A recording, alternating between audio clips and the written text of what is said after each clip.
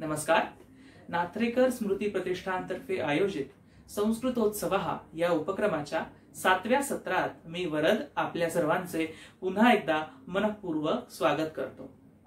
गेल्या 6 सत्रांमध्ये वदतु संस्कृतम आणि नृत्यतु संस्कृतम या मथळ्यांखाली संस्कृत प्रेमींची सुंदर सादरीकरण संस्कृतोत्सव या उपक्रमात झाली. आजचे सत्र देखील विशेष आहे. आजच्या सत्राचे शीर्षक आहे संस्कृताभिमानिनाः. संस्कृताभिमानिनाः या खंडात आपण काही खास पाहुण्यांना भेटणार आहोत. संस्कृत भाषेचा ज्यांनी एक विषय म्हणून अभ्यास केला, संस्कृत भाषेत आपलं करिअर निवडलं, ते घडवलं आणि आज त्यात यशस्वीरित्या वाटचाल करत आहेत, अशा काही अलीकडच्याच पिढीतील संस्कृताभिमानींनाच आपण या सत्रात आमंत्रित करणार आहोत. त्यांच्याशी गप्पा मारणार आहोत, त्यांची मुलाखत घेणार आहोत. ही मुलाखत संस्कृत भाषेच्या सर्व वयोगटातील ज्ञानार्थींसाठी एक पर्वणीच ठरणार आहे. विशेषतः तरुण वयातील संस्कृतच्या ज्ञानार्थींचा, ज्यांना संस्कृत शिकायची आहे, जे संस्कृत शिकतात आणि त्यांना संस्कृत भाषेत करिअर करण्याची इच्छा आहे, अशा सर्वांनाच ही मुलाखत अत्यंत प्रेरणादायी ठरेल.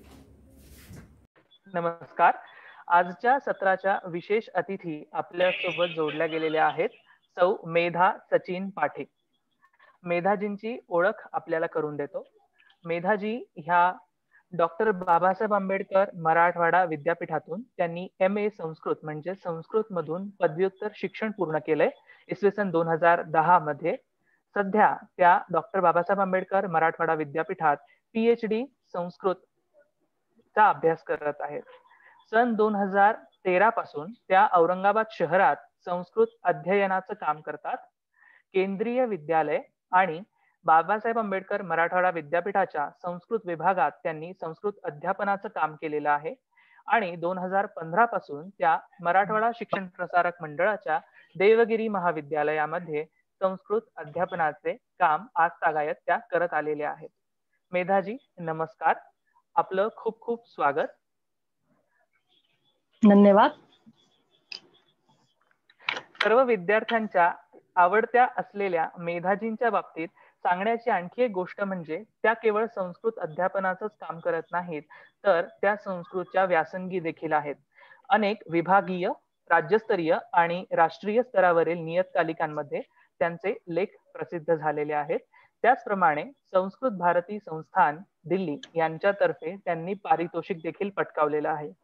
इसवी सन 2010 मध्ये डॉक्टर बाबासाहेब आंबेडकर मराठवाडा विद्यापीठातील MA संस्कृत मधून त्या सर्वप्रथम आलेल्या आहेत आणि माननीय मुख्यमंत्री महाराष्ट्र राज्य यांच्यातर्फे त्यांना संस्कृत पुरस्कार देखील घोषित झालेला आहे.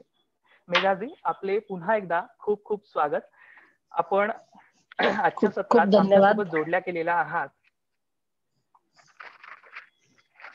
मेधाजी, आपण संस्कृत बाबतीत जेव्हा बोलतो तेव्हा आम्हाला तुमच्याकडून तुमच्या प्रवासाबद्दल थोडंसं जाणून घ्यायला नक्कीच आवडेल. मला सांगा, संस्कृतची आपली तोंड ओळख कधी झाली?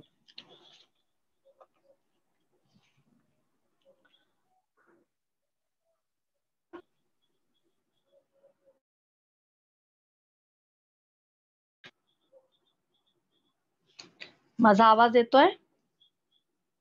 हो मेधाजी, येतोय. माझा आवाज येतोय का? हो, येतोय. संस्कृतची ओळख ही माझी लहानपणापासूनच झालेली आहे. माझे आजोबा, माझा आजोळी शहादा, नंदुरबार जिल्ह्यातलं हे छोटंसं गाव आहे. माझे आजोबा हे संस्कृत पंडित होते. त्यांचा वास्तविक ते BEd कॉलेजला प्राचार्य होते. मराठी विषय ते शिकवायचा, पण संस्कृत ही त्यांचा व्यासंग होता, आवडती भाषा होती आणि कपाट भरून संस्कृतची पुस्तकं आमच्याकडे त्यावेळेस पासून होती. शहाद्याला सुट्टीमध्ये गेलो की आम्ही पाठांतर करायचो. त्यावेळेस शिकवलेला श्लोक हा रामो हरि करी भूभृत भान करताश्च चंद्रमाहा तस्तिवान भगवान आत्मा दशयते पुंसी नायकाहा. यामधून 10 पुल्लिंगी शब्द आपल्याला कळतात. तेव्हाच ते 5वी-6वीत असतानाच केलेलं पाठांतर अजून सुद्धा लक्षात आहे. असं पाठांतर ते सुट्टीमध्ये आमच्याकडनं करून घ्यायचे. आई सुद्धा संस्कृतचीच शिक्षिका आहे. तिने सुद्धा लग्नानंतर जवळपास 21 वर्षांनी MA संस्कृत करून क्लासेसमध्ये शिकवलेलं आहे.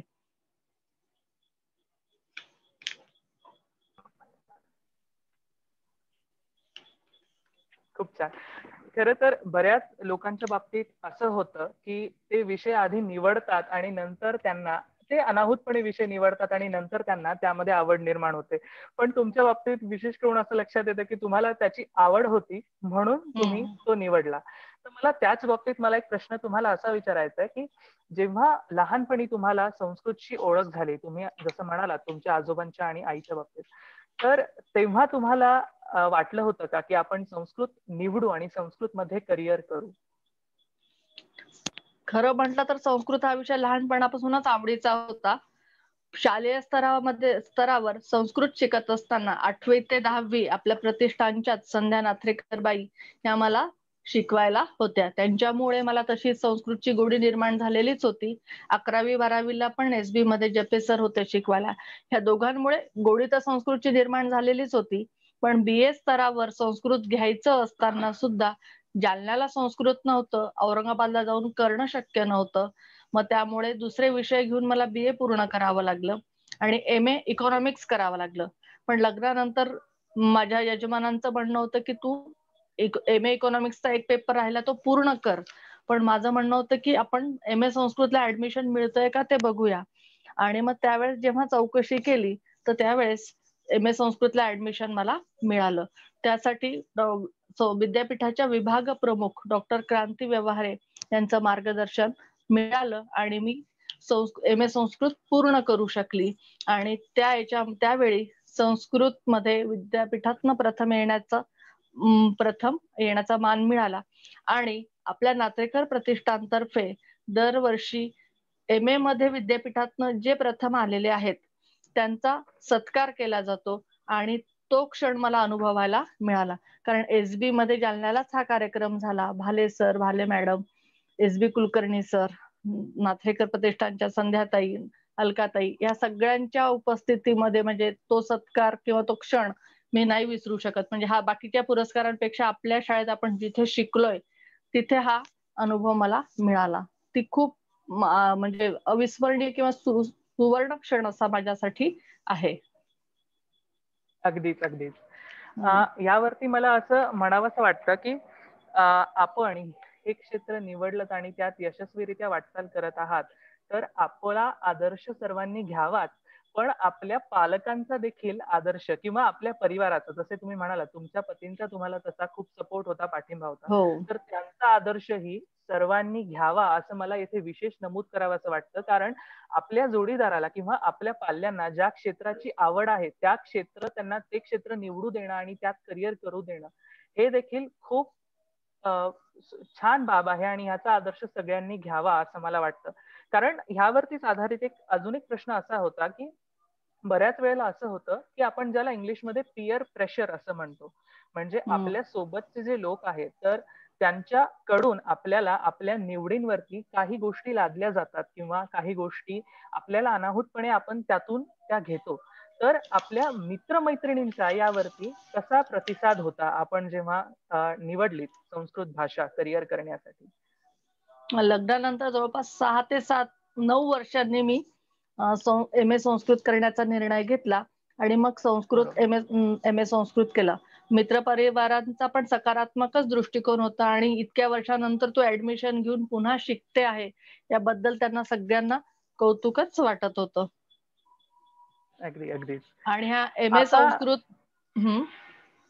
बोला मॅडम बोला. संस्कृत हा विषय असा आहे की तो एकमेकांना जोडून धरला जातो.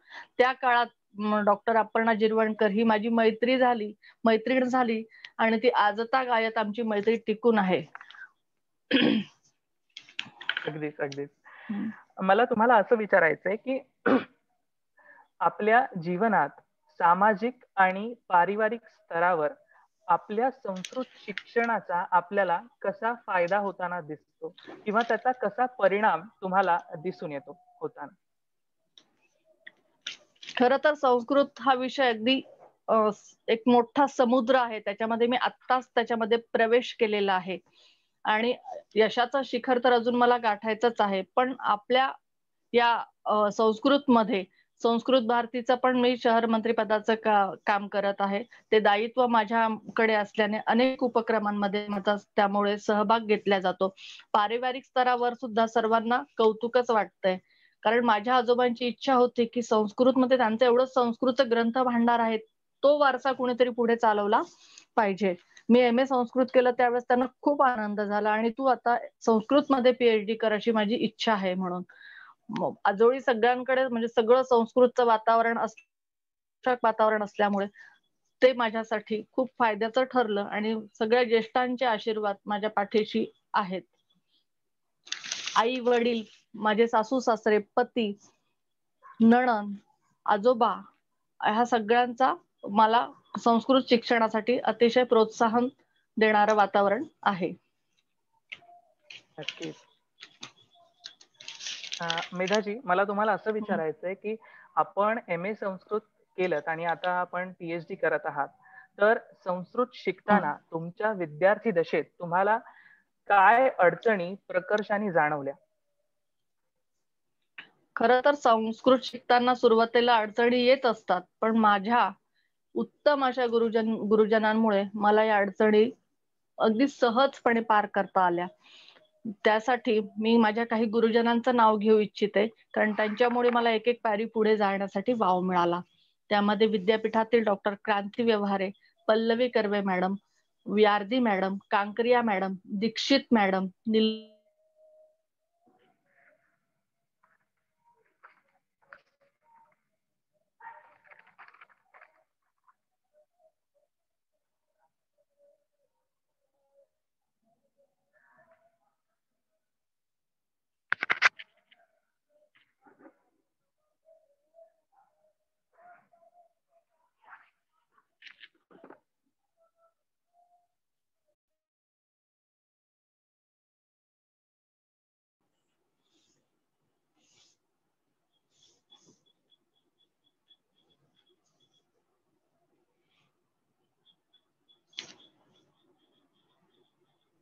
माफ करा मेधाजी, तुमचा आवाज कटला. आवाज येतोय? हा, आवाज कटला होता.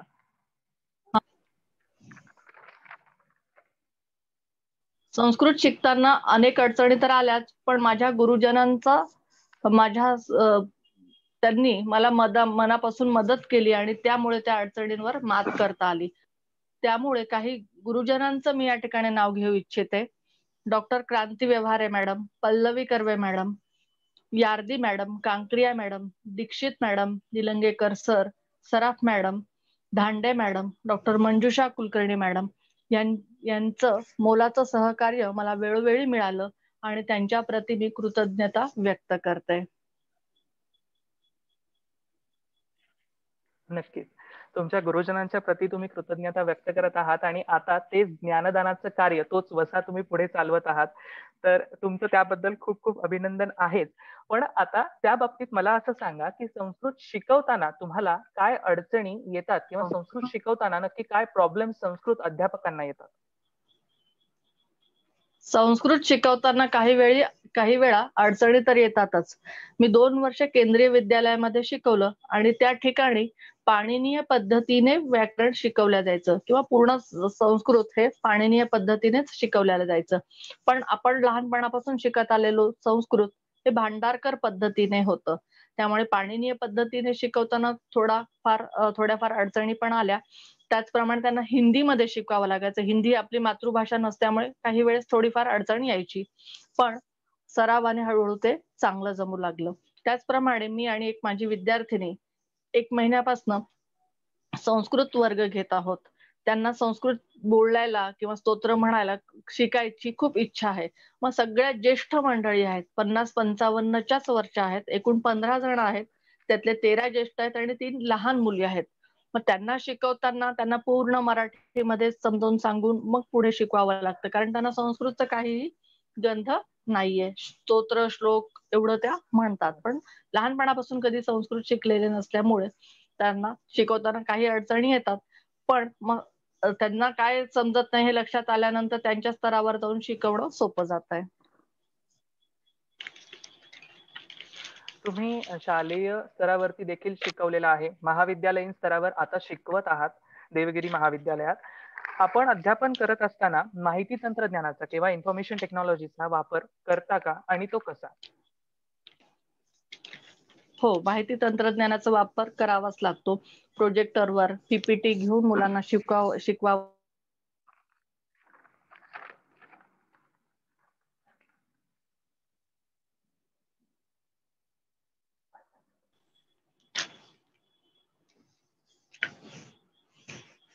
अर्थातच माहिती तंत्रज्ञानाचा वापर करावाच लागतो, कारण विद्यार्थ्यांना शिकवताना सुलभ व्हावं यासाठी पीपीटी तयार करून त्याच्या माध्यमाने आम्ही शिकवण्याचा प्रयत्न करतो. आम्ही व्हॉट्सअपचा पण ग्रुप तयार केलेला आहे, कारण आता आम्हाला गुगल क्लासरूमवर मुलांना शिकवावं लागतं. मग गुगल क्लासरूमवर शिकवताना एक तर पीपीटी तयार करून त्यांना त्या पीपीटी शेअर करून त्यावर विश्लेषण करून शिकवणं, त्याचप्रमाणे युट्यूबच्या लिंक पाठवणं आणि अडचणी लागतात. त्यामुळे माहिती तंत्रज्ञानाचा वापर वाढलाय आणि यासाठी मला माझ्या मुलीची सुद्धा मदत होते, कारण एकदम सराव नव्हता, आता तो सराव झाले. नक्कीच. यासाठी मला माझ्या मुलीचं पण खूप सहकार्य मिळतंय. नक्कीच. मी नेहमी म्हणत असतो की आपल्याला काळासोबत पुढेच जाता येतं. तर आपल्याला या सर्व गोष्टींची सवय नसतानाही आपण विशेषतः आता अध्यापनासाठी गुगल मीट, व्हॉट्सअप या सर्व गोष्टींचा शिकून वापर करत आहात, तर ही नक्कीच अभिनंदनीय बाब आहे. याबद्दल आपल्या सर्व पिढीचे खूप खूप अभिनंदन देखील आहे. एक गोष्ट मला प्रकर्षाने येथे जाणवते की धन्यवाद. इंग्रजी किंवा भारतीय भाषा म्हणा, जसे इंग्रजी बद्दल आहेच, पण भारतीय भाषा जसे हिंदी किंवा तमिळ यांच्यासाठी जसे आयटी फ्रेंडली वातावरण आज जगामध्ये आहे. आयटी फ्रेंडली याचा अर्थ की ते ऑनलाईन शिकणे किंवा त्याबद्दल विविध ऍप्स उपलब्ध असणे प्ले स्टोअर वरती, हे खूप मोठ्या प्रमाणात सुलभतेने आपल्याला त्या भाषा शिकता येतात. संस्कृतच्या बाबतीत तसं फारसं होताना दिसत नाही. तर ते शक्य आहे का? आणि जर ते शक्य असेल तर ते करण्यासाठी आपल्याला नक्की कोणते पावलं उचलावे लागतील, याबद्दल आम्हाला थोडंसं मार्गदर्शन कराल? संस्कृतचे सुभाषित, श्लोक, स्तोत्र, बालगीत अनेक व्हिडिओ हे युट्यूबवर उपलब्ध आहेत, फक्त आपल्याला त्याबाबत थोडी माहिती नसते, एवढंच. आणि संस्कृत भारतीतर्फे संभाषण वर्गाचे पूर्ण 35 ते 40 व्हिडिओज आपल्याला तिथे उपलब्ध होऊ शकतात. आपण जर त्याच्यावर टाकलं की ते आपल्याला पूर्ण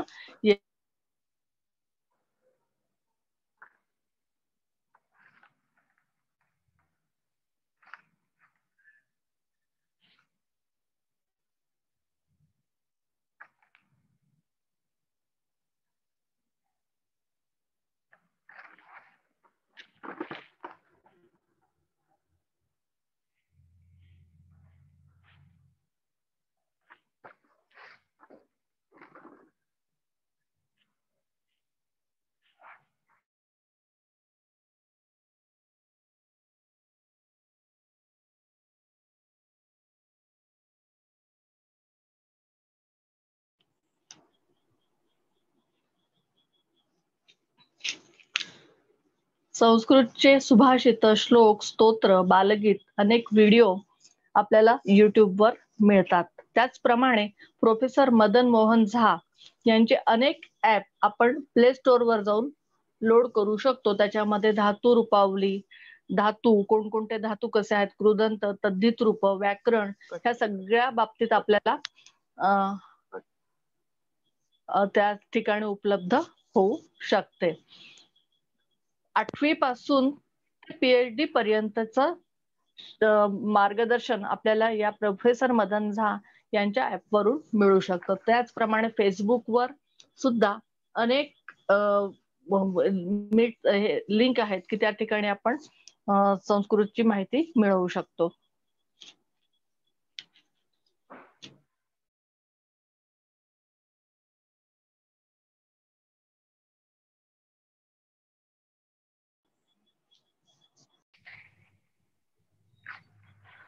आपण संस्कृतचे अध्यापन करता महाविद्यालयीन स्तरावर आणि शालेय स्तरावर, तर संस्कृत संभाषण करता यावे विद्यार्थ्यांसाठी, यासाठी काही विशेष मेहनत आपल्याला घ्यावी लागते का? जसा अभ्यासक्रम आहे शालेय आणि महाविद्यालयीन स्तराचा, तर त्यातून संस्कृत संभाषण करता यावे यासाठी तो पूरक आहे का, किंवा आपल्याला काही वेगळी गोष्टी वेगळ्या त्यासाठी कराव्या लागतात का?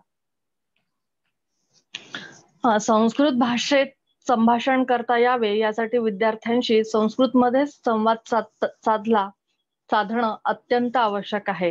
निदान आठवड्यातनं एक दिवस आपण ठरवून की त्या दिवशी पूर्ण आपण संस्कृतमध्येच बोलायचं असं जर ठरवलं तर हळूहळू मुलांना सुद्धा सवय लागते आणि सराव सुद्धा होतो. त्याचप्रमाणे आता नवीन अभ्यासक्रमानुसार 8वी ते 12वीचा अभ्यास हा संस्कृत संभाषणावरच आधारित असा आहे. अजून आपण संस्कृत भारतीतर्फे 10 दिवसांचा 2 तासांचा निशुल्क वर्ग आपण दर 6 महिन्यातून वर्षभरातून घेत असतो. त्याचप्रमाणे वर्षातून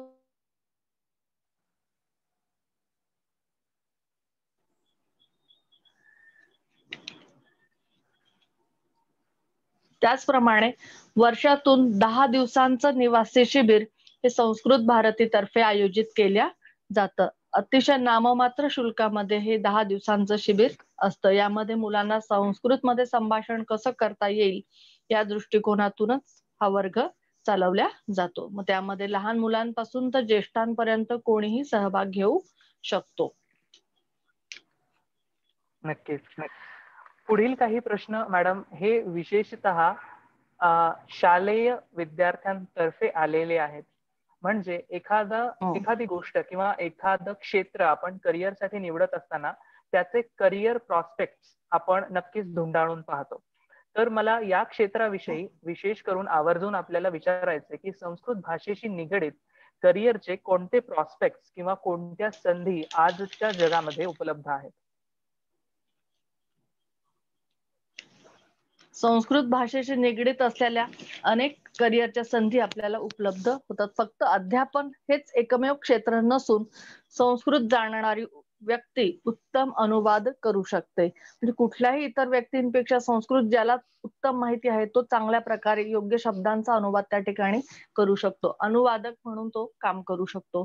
त्याचप्रमाणे मिलिटरीमधील लोक, सैनिक हे घरापासून परिवारापासून खूप दूर राहत असतात आणि त्यांचं मानसिक खच्चीकरण काही वेळेस होत असतं, कारण इतक्या महिन्यापासून आपण दूर राहतो. मग त्यांना हितकारक अशा गोष्टी, चांगली सुभाषित, चांगली स्तोत्र, काही भगवद्गीतेतले श्लोक यांचा ह्याबद्दल जर सांगून त्यांची जर माहिती देऊन त्यांचा सकारात्मक विचार करण्याकडे जर आपण त्याला हे करू शकलो तर एक उत्तम समुपदेशक म्हणून सुद्धा आपण त्या क्षेत्रामध्ये काम करू शकतो. परदेशामध्ये तर संस्कृत म्हणजे खूप वापरल्या जातं.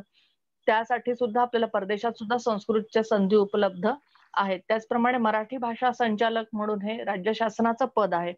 तिथे सुद्धा संस्कृत जर योग्य येत असेल किंवा संस्कृतचं ज्ञान असेल तर त्या ठिकाणी आपल्याला प्रेफरन्स दिला जातो. अशा अनेक संधी तिथे आपल्याला मिळू शकतात संस्कृतसाठी. आपण जशी पुस्तकांची लायब्ररी तयार करतो तशी छान संस्कृतच्या श्लोकांची किंवा श्लोक त्याचा मराठी, हिंदी आणि इंग्रजी असा अर्थांचं जर आपण घरच्या घरी जरी तयार केलं आणि महिन्यातून 3 पोस्टर तुम्ही दिले आणि जसं आपण पोस्टरची बनवतो लायब्ररी, मग ते 1 महिन्यानंतर ते पोस्टर घेऊन जायचे आणि दुसरे पोस्टर आणून तिथे लावायचे. तर त्याचप्रमाणे आपण संस्कृतचे श्लोक असतील, सुभाषित असतील, स्तोत्र असेल, तो आणि त्याचा अर्थ महिनाभर त्या भिंतीवर सतत डोळ्यासमोर राहिल्याने ते डोळ्यासमोर जातात, वाचन होतं. अशा प्रकारे सुद्धा आपण ही एक संस्कृतसाठीची संधीच त्या ठिकाणी उपलब्ध होते. नक्कीच. एक गोष्ट अशी प्रकर्षाने जाणवते की जेव्हापासून आंतरशाखीय अभ्यासक्रम म्हणजे इंटरडिसिप्लिनरी कोर्सेस आणि व्होकेशनल म्हणजे व्यावसायिक अभ्यासक्रम यांना आपण चालना दिली आहे, म्हणजे शैक्षणिक पद्धतीत त्यांचा अवलंब केला गेलाय, तर तेव्हापासून काही नवीन संधी प्रत्येक क्षेत्रासाठी उघड्या झाल्या आहेत. ज्याप्रमाणे तुम्ही आता म्हणालात की अनुवादक किंवा अगदी दुभाषक, तर ह्या सर्व गोष्टींमध्ये देखील संस्कृतसाठी जागा आहे का? तिथे संस्कृत भाषेशी संबंधित संधी उपलब्ध आहेत का? हो, या व्होकेशनल कोर्सेसमुळे अनेक संधी उपलब्ध झालेल्या आहेत, कारण ज्याला ज्यामध्ये रुची आहे त्या प्रकारचा अभ्यास करण्याची संधी प्राप्त झालेली आहे. कारण विविध शास्त्र, साहित्य, व्याकरण, वेदांत, वेद, उपनिषद, पुरातत्व विभाग, नाणकशास्त्र, सूक्त आणि त्यांचे पदपाठ, त्याचप्रमाणे योगशास्त्र, जैन बौद्ध हे तत्वज्ञान, ज्योतिषशास्त्र या सर्व विषयांचा अभ्यास विद्यार्थी आपल्या आवडीनुसार करू शकतो. आणि पुरातत्व विभाग असेल किंवा नाण्यांचा अभ्यास असेल, ह्या सगळ्या प्राचीन गोष्टी ह्या संस्कृत मध्येच आहे. त्या त्या ठिकाणी तो अभ्यास करण्यासाठी संस्कृत जाणकाराची आवश्यकता असते. मग या सर्व ठिकाणी संस्कृत अभ्यासकाला संधी मिळू शकते. आणि यासाठी टिळक महाराष्ट्र विद्यापीठ आणि कालिदास विद्यापीठ प्रयत्न करत आहेत आणि त्यांच्यातर्फे हे कोर्सेस चालू असतात. त्याच्यामुळे विद्यार्थी त्या कोर्सचा लाभ त्या ठिकाणाहून घेऊ शकतात. नक्कीच. आज एखादा विद्यार्थी जेव्हा एखादं क्षेत्र निवडण्याचा विचार करतो त्यावेळेला करिअर प्रॉस्पेक्ट याच्यासोबतच स्किल सेटचा म्हणजे गुणविशेषांचा देखील तो विचार करतो. अर्थात एखादं क्षेत्र आपल्याला करिअरसाठी निवडण्यासाठी काही विशिष्ट स्किल सेट आपल्याकडे लागतो. तर ह्या क्षेत्रामध्ये विशेषतः संस्कृत भाषेशी निगडित क्षेत्रामध्ये पदार्पण करत असताना पाय ठेवत असताना कोणते गुणविशेष किंवा कोणते स्किल सेट एखाद्या विद्यार्थ्याकडे असणं आवश्यक आहे किंवा ते नंतर डेव्हलप करता येतील का, याबद्दल थोडंसं मार्गदर्शन तुम्ही विद्यार्थ्यांना करावं. हे क्षेत्र खरोखर इतर क्षेत्रांपेक्षा वेगळं आहे, पण या क्षेत्रात उतरण्यासाठी विषयाबद्दलची रुची, आत्मसात करण्याची तळमळ आणि जिज्ञासू वृत्ती या 3 गोष्टी असतील तर निश्चितच त्यामध्ये यश मिळवता येतं. आपण नेहमी म्हणतो की आवड असली तर सवड मिळते. या न्यायानेच आवड असली तर ते आत्मसात सुद्धा करता येऊ शकते. नक्कीच मॅडम, आपण आत्ताच म्हणालात की भारताबाहेर देखील संस्कृत भाषेला अनन्यसाधारण महत्व आहे. खर तर आज भारत सोडून म्हणजे भारतासहित इतर देश जसे जर्मनी, कॅनडा इथे संस्कृत भाषेला, नॉर्डिक कंट्रीज येथे संस्कृत भाषेला अनन्यसाधारण महत्व आहे. तिथे अभ्यासक्रमात देखील संस्कृत भाषा ही इन्क्लूड केली गेलेली आहे. तर संस्कृत भाषा ही भारतीय उपखंडात उपजली, इथेच ती वाढली, भरभराटीस आली. पण आज थोडीशी उदासीनता भारतात दिसून येते का संस्कृतच्या बाबतीमध्ये? खरं तर संस्कृत भाषा सध्या ही भारताबाहेरच जास्त शिकल्या चाललेली आहेत. सगळेजण संस्कृतचा अभ्यास करत आहेत भारताबाहेर. आपण म्हणतो की घर की मुर्गी दाल बराबर, या न्यायाने भारतामध्ये संस्कृतचा वापर त्या मानाने कमी होतोय किंवा आता त्याला सुरुवात झालेली आहे. पण भारताच्या बाहेर अनेक देशांमध्ये संस्कृत ही भाषा लहान मुलांना कंपल्सरी केल्या गेलेली आहे आणि ते आवडीने ही भाषा शिकत आहेत. रुद्र म्हणत आहेत, वेगवेगळे स्तोत्र यांचा पाठ करत आहेत आणि संस्कृतचे ग्रुप आहेत की ते सुट्टीच्या दिवशी एकत्र येऊन काही वेळ संस्कृतचं पाठांतर, संस्कृत शिकण्यासाठी प्रवृत्त होत आहेत आणि संस्कृत शिकण्याचा प्रयत्न करत आहेत. आपण बऱ्याचदा बाहेरचे विदेशी व्हिडिओ आपण पाहत असतो, पण हे खरोखर त्यासाठी प्रयत्न करत आहेत. आपल्याकडे इथे घरामध्ये शिकणार असतं तरी सुद्धा व्यक्तीला शिकायची आवड फारशी नसते. पण भारताबाहेर म्हणजे आपलं पूर्ण संस्कृती किंवा तत्वज्ञान हे संस्कृत मध्येच आहे आणि त्याचं महत्व बाहेरच्या देशांना पटलंय, पण अजून आपल्याला पटायला वेळ लागतोय असं मला नक्कीच वाटतंय.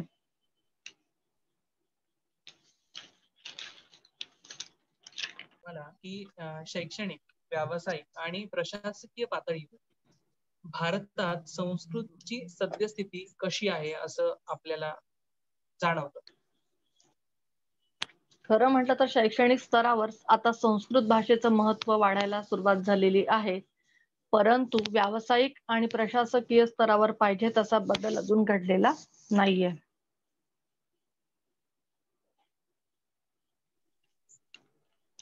नक्की.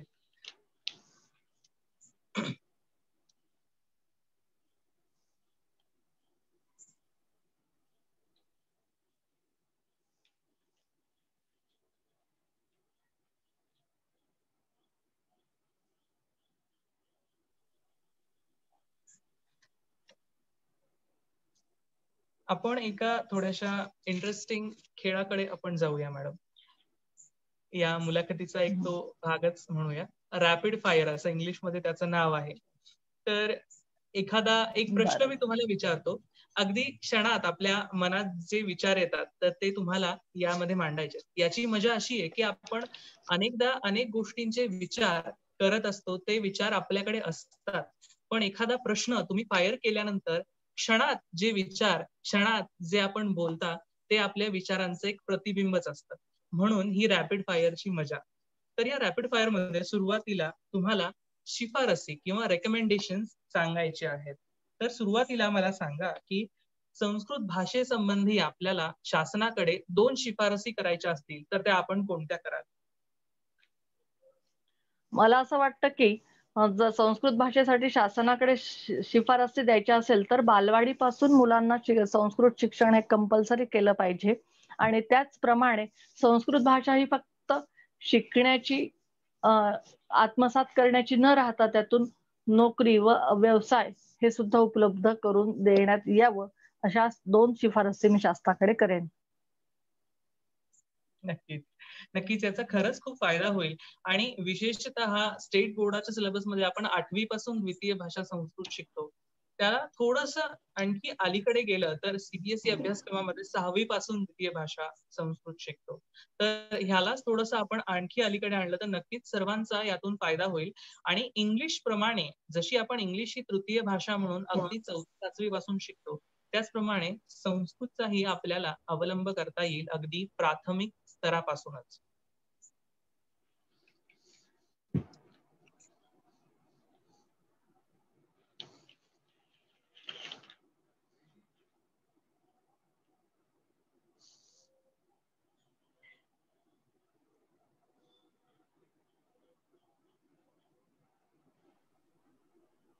संस्कृत भाषेच्या अभ्यासक्रमाबाबतीत तुम्हाला अभ्यास मंडळाकडे म्हणजे संस्कृत अभ्यास मंडळाकडे किंवा विद्यापीठाकडे 2 शिफारसी करायच्या असतील तर त्या कोणत्या असतील?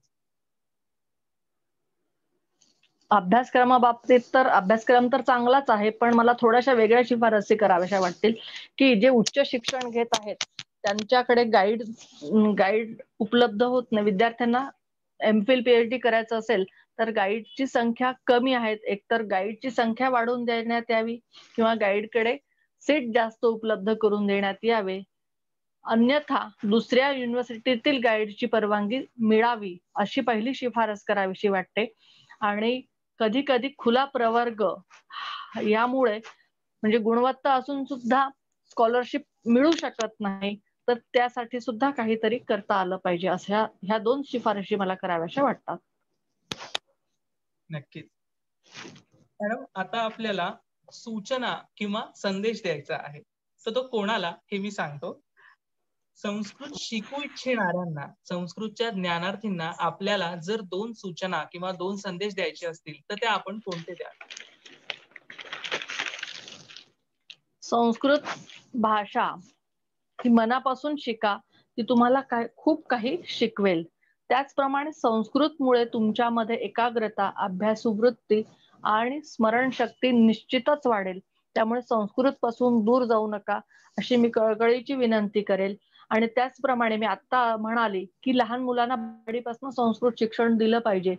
तर शास्त्रीय दृष्ट्या किंवा वैज्ञानिक दृष्ट्या जर आपण विचार केला तर लहान मुलांचा मेंदूची वाढ ही 6 वर्षांपर्यंत वाढ पूर्ण होत असते आणि थोडीफार जी काय वाढ राहिली असेल तर ती 12व्या वर्षापर्यंत होत असते. मग जर लहानपणापासून तर त्यांना संस्कृत श्लोक, स्तोत्र, सुभाषित ही सतत जर कानावर पडली तर त्यांचा मेंदू अजून कार्यक्षम होईल आणि त्यांना स्मरणशक्तीसाठी सुद्धा उपयुक्त होईल. त्याचप्रमाणे संस्कृत बोलल्याने, संस्कृतचं उच्चारण केल्याने बोबडेपणा, तोत्रेपणा हा जो आहे तो कमी होतो आणि किंवा हळूहळू तो पूर्ण नाहीसा सुद्धा होतो. माझी आई ही संस्कृतच शिकवते. तिने गीता केंद्र हे जालन्याला सुरू केलं आणि आजूबाजूची मुलं 8-10 मुलं संस्कृत शिकायला येत होती. तर त्यामध्ये अध्याय तिने शिकवायला सुरुवात केली. मग त्या 7-8 मुलांमध्ये एका मुलाचा तोत्रेपणा होता थोडासा, त्याला बोलायला त्रास होत होता. पण महिना दीड महिना झाल्यानंतर त्या मुलाची आई घरी येऊन सांगून गेले की आमचा मुलगा आता छान बोलायला लागला आहे, त्याचं जे बोलण्यामध्ये तोतरेपणा तो थोडासा होता तो आता पूर्ण नाहीसा झालेला आहे. मग हा जर एवढा फायदा संस्कृतमुळे होत असेल तर ती भाषा आपण अवगत करणं अतिशय आवश्यक असं आहे असं मला वाटतं. नक्कीच नक्कीच. तुम्ही सांगितल्याप्रमाणे संस्कृत खरंच एका स्पीच थेरपी प्रमाणे काम करते. अगदी शास्त्रीय दृष्ट्या देखील ही गोष्ट सिद्ध झालेली आहे. तर ही अत्यंत शास्त्रीय भाषा आहे. उच्चारांना तसं अनन्यसाधारण महत्व आहे आणि ती बोलण्याचा प्रयत्न केला तर नक्कीच उच्चार सुधारतात असा खूपसा अनुभव सर्वांना आलाय. आपल्याला येतो. आता संस्कृत शिकू इच्छिणाऱ्या मुलांच्या पालकांना तुम्हाला जर काही संदेश द्यायचा असेल तर असे कोणते 2 संदेश किंवा सूचना तुम्ही त्यांना द्याल? संस्कृतमुळे आपल्यामध्ये नम्रता, विनय आणि संयम येतो, जो की विद्यार्थ्यांसाठी अतिशय आवश्यक आहे. कारण खूप चंचल मुलं आपण पाहतो, अस्थिर असतात सतत. हे करू का ते करू, ते करू का काय करू, त्या संभ्रमामध्ये ते कायम फिरत असतात. पण संस्कृतमुळे आपल्याला एक प्रकारचा विनय, नम्रता आपल्या अंगी येते, एकाग्रता वाढते. त्यामुळे त्यांनी संस्कृत शिकवायला पाहिजे. संस्कृत आपल्या पाल्यांवर उत्तम असे संस्कार करते. त्यामुळे त्यांना संस्कृत शिकण्यासाठी पालकांनी प्रवृत्त केलं पाहिजे असं मला वाटतं. नक्कीच. जरूर संस्कृत शिकण्यासाठी विद्यार्थ्यांना त्यांच्या पालकांनी प्रवृत्त केलं पाहिजे. सर्वसामान्य माणसांना ज्यांना संस्कृत शिकण्याची इच्छा आहे अशांना काय संधी उपलब्ध असतील किंवा अशांना काय संदेश तुम्हाला द्यावा असा वाटतो? कारण तुम्ही संस्कृत शिकवता, तुम्ही संस्कृतचे अध्यापन करता. हो, मला सर्वसामान्य जनतेसाठी एक कळकळीची विनंती करायची आहे की आपण सर्वजण लहानपणापासून संस्कृत श्लोक असतील, सुभाषित असतील, ते ऐकत आलेलो आहोत. निदान हे जरी नाही तर निदान संध्याकाळी आपण शुभं करोती तरी लहानपणापासून म्हणत आलेलो आहोत किंवा निदान ऐकत तरी आलेलो आहोत. त्यामुळे जनगणनेच्या वेळी जर आपल्याला संस्कृत भाषा येते का, संस्कृत भाषा तुम्ही जाणता का, असे विचारल्यावर हो असे उत्तर द्यावे असं मला वाटतंय. आपल्या एका होकाराने संस्कृत भाषेचे मृतपाय भाषेतून पुनरुज्जीवनाकडे वाटचाल करेल. आपल्या संस्कृतीचे पूर्ण तत्वज्ञान हे संस्कृत भाषेतच आहे. योग, प्राणायाम, गायत्री मंत्र, सूर्यनमस्कार हे आपण दैनंदिन व्यवहारात त्यांचा वापर करतच असतो. त्यामुळे संस्कृत भाषेच्या प्रगतीसाठी आपण आपला खारीचा वाटा उचलावा अशी मी सर्व जनतेला विनंती करते. नक्कीच. प्रतिष्ठानतर्फे देखील आम्ही या गोष्टीला नक्कीच दुजोरा देतो. धन्यवाद. आता तुम्ही सुभाषितांचा विषय काढला तर संस्कृत भाषेत सुभाषितांचं भांडारच आहे. तर आपण समारोप करत असताना नक्कीच आपल्या आवडीचं एखादं सुभाषित अर्थासहित आम्हाला जर तुम्ही ऐकवलं तर आम्हाला खूप आनंद होईल, दर्शकांना देखील अत्यंत आनंद होईल.